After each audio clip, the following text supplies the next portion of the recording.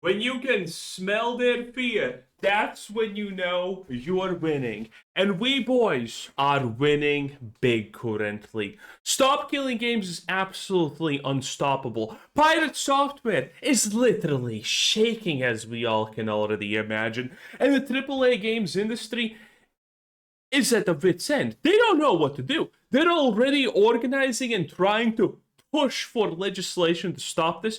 They're trying to do so many things to end Stop Killing Games. They are afraid. They are severely afraid. They are pushing and lobbying to do everything they can to stop this. And you know what's the best part? It's absolutely pathetic. All you need to do is give people the ability pretty much to play on LAN and not instantaneously delete your game after a year. That's it. It's such a simple ask. It shouldn't be that hard. Games used to do this, by the way, 20 years ago, 30 years ago. Every game had the ability to just be on LAN and playable with your friends and still playable long after servers shut down, if the game even had a server back in the day. And modern day devs, with so much more access to technology, to so much more, with so many more capabilities, are just refusing to do this, and instead they want to lobby and try to stop it. They better lobby Pirate Software because he knows what the industry wants. Okay, man, it is not looking good for these people, and I absolutely enjoy the fact that it is so visible that they are afraid of what's happening because they are gonna lose control.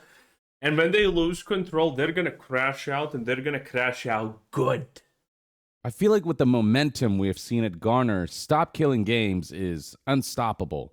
It feels like this is a ship that sailed, though, of course, lobbyists, particularly the ESA, are already trying. By the way, boys, before we hear what everyone's favorite young Yair has to say about the situation, because I'm sure it's very important and it's very original and not gotten from Reddit, as always.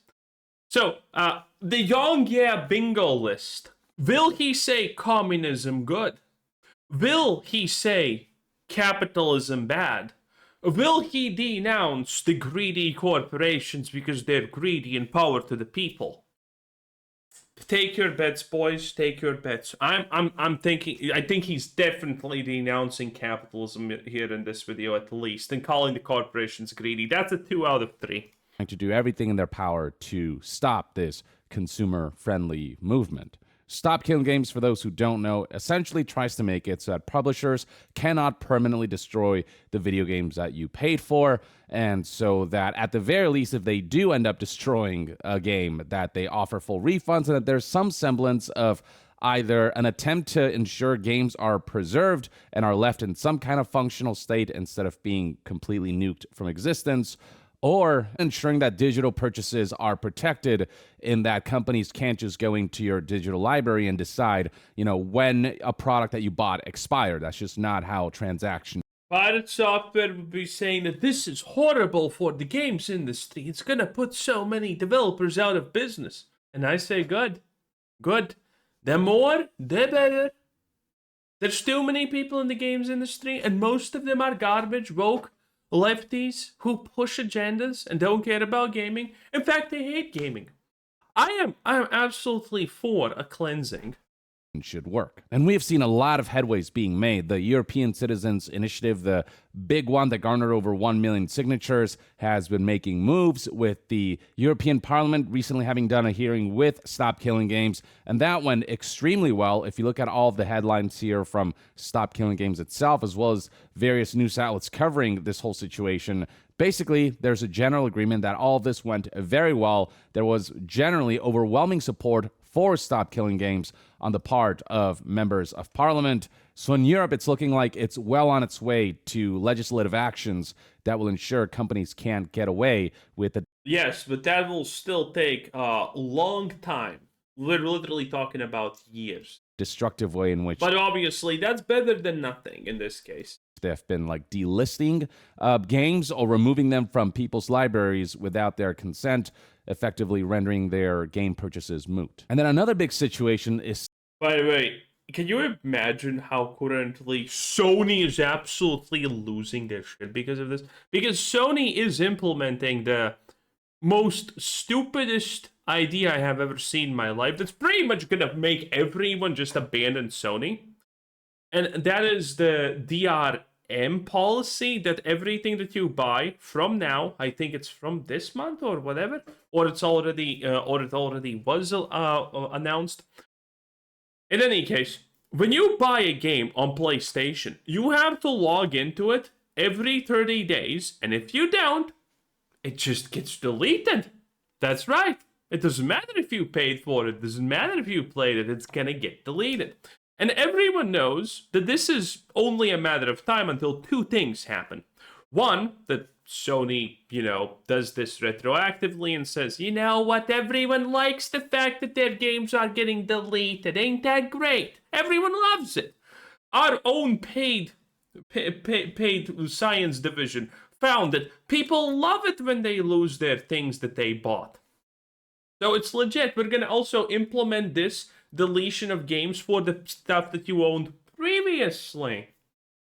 That's probably one thing that Sony is going to do. And two, if you need to log in once every 30 days, and it currently looks, I haven't seen anything that disproves this. Maybe this is going to be fixed, because this is insane if it's going to go through and be the way it currently looks like, probably what we have gathered from screenshots and all that. It looks like you need to download the game to log into it.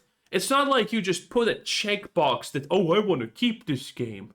No. You need to download it and log in and play it. Which means, good luck. You're going to lose your games.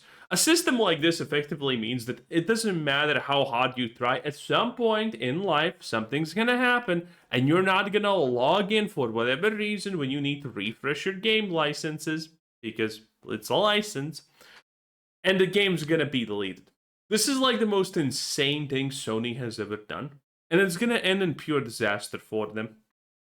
Stop Killing Games collaborating with California to ensure that a bill that is being passed here is all in accordance to what Stop Killing Games is trying to push for as far as consumer protection for digital purchases is concerned. There's this legislation in California that's being put forward called the Protect Our Games Act, and Stop Killing Games has had a hand in advising on the drafting of it. So all of this is getting a lot of traction, not just in Europe, but here in America as well. And you can see the sheer amount of support that this movement is also Young says here in America. Isn't Young Canadian? garnering from the public, judging by the fact that reports of all of these developments is garnering millions of views and hundreds of thousands of likes, and people celebrating that legislative processes are starting to take this kind of request from consumers seriously. But in comes the... Oh shit, Young was born in Venezuela. No wonder he's always talking about communism being great and shit. Holy... Is he like a Destiny, my grandfather owned a sugar plantation situation? Or what exactly is going on? Where is he living currently? Wikipedia doesn't show it. Yongya is an American YouTuber, but does he live in America, does that mean? Games industry trying to lobby against Stop Killing Games, with the Entertainment Software Association in particular, the organization that represents America's gaming interests, opposing California's Protect Our Games Act with the usual arguments like games are licensed, servers are complicated, there are security risks, it's too expensive to implement this stuff, so on and so forth. Stuff that's been disproven time and again. And so in this video... Wait, Yongya was raised in Venezuela. Oh my god, so he's not... he legit... Oh, Jesus. That explains so much!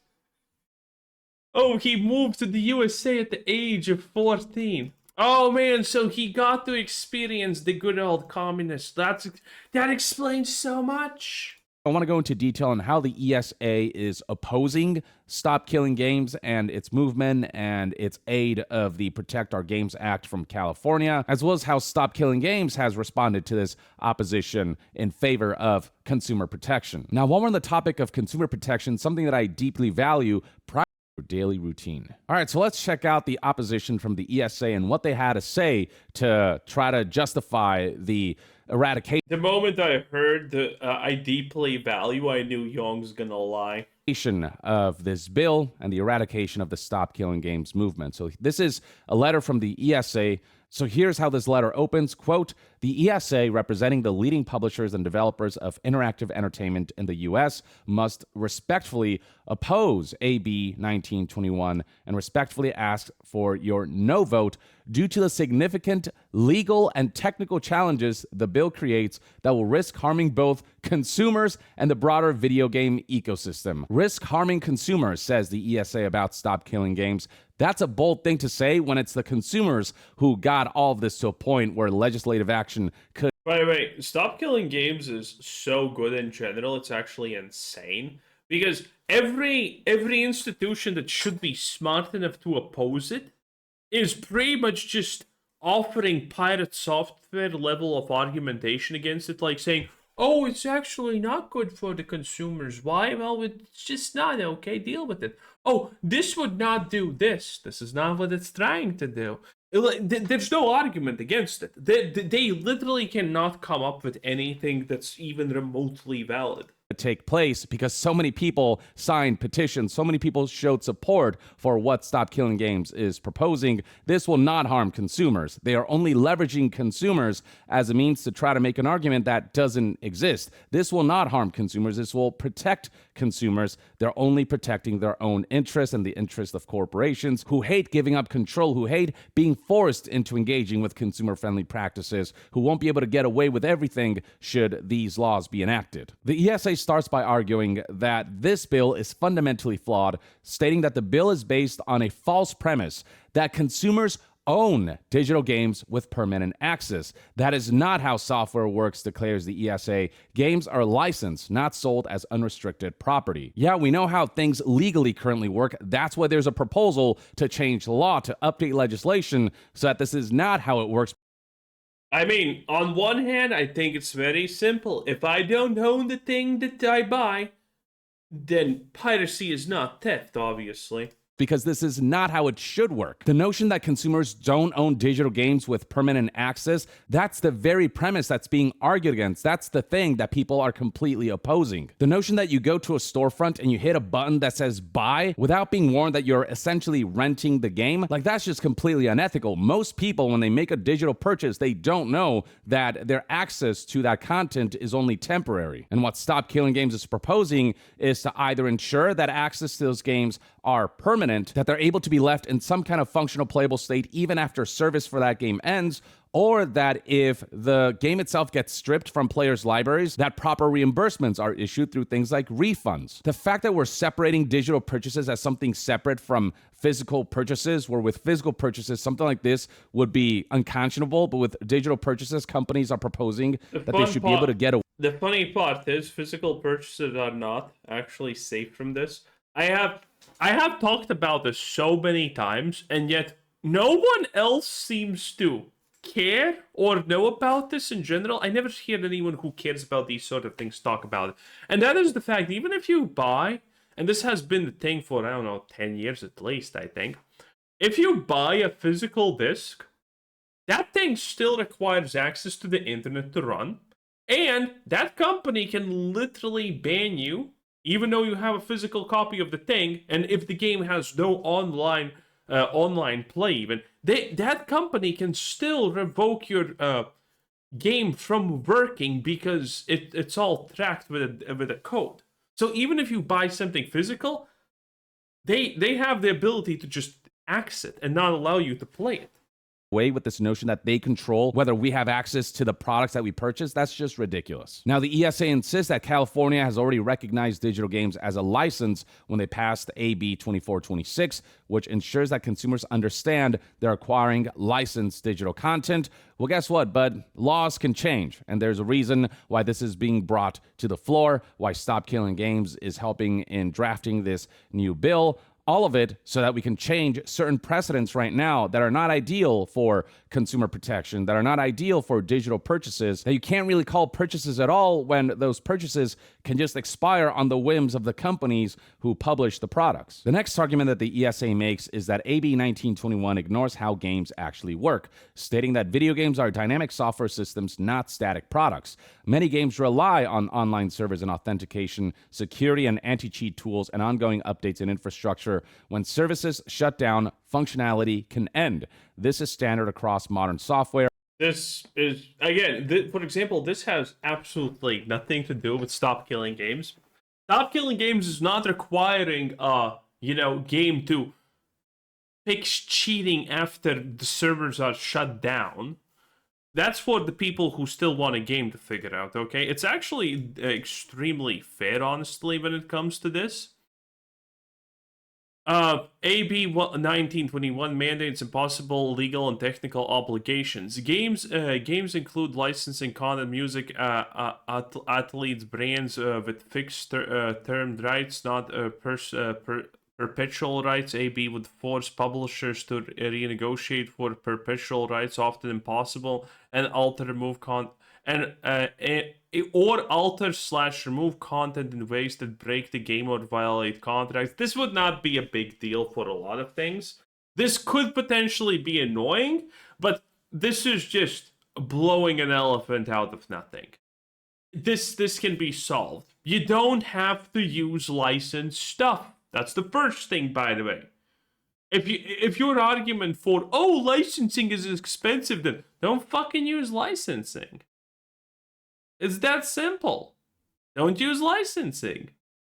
Or find something that's cheap to license. I mean, that's not a problem. This is not a real problem. This is something you make up. AB 1921 seeks to create a new consumer right to the digital games by taking away rights from creators. The bill forces creators to design, reproduce, modify, or distribute their games on state-mandated terms rather than their own terms. And nope, not true. Not true. Well, actually, I guess this is true. But this has been true forever.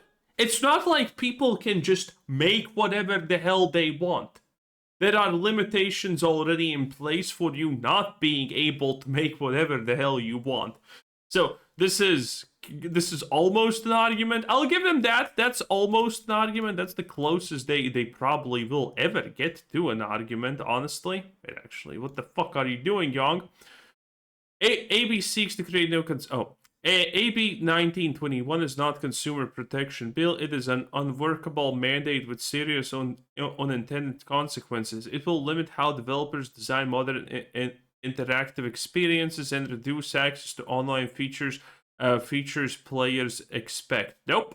You just complete lies. AB will result in fewer games, higher costs, and less innovation. Fine by me, because this means all the garbage will just die out. That's it. That's it. If EA can't push another slob game on us, I'm actually completely fine with that.